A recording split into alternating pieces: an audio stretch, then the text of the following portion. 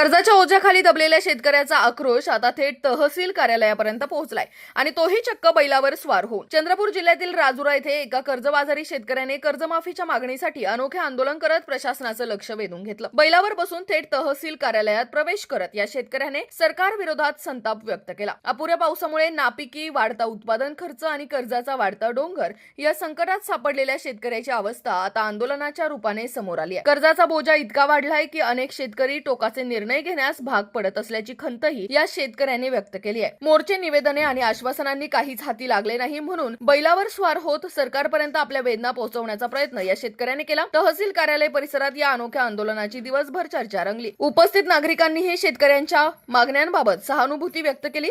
प्रश्न आता एवढाच, शेतकऱ्यांना कर्जमाफीसाठी अजून किती आंदोलने करावी लागणार आणि सरकार शेतकऱ्यांच्या आक्रोशाकडे कधी लक्ष देणार? कारण हा केवळ एका शेतकऱ्याचा लढा नाही तर संपूर्ण शेतकरी वर्गाच्या वेदनांचा आवाज आहे.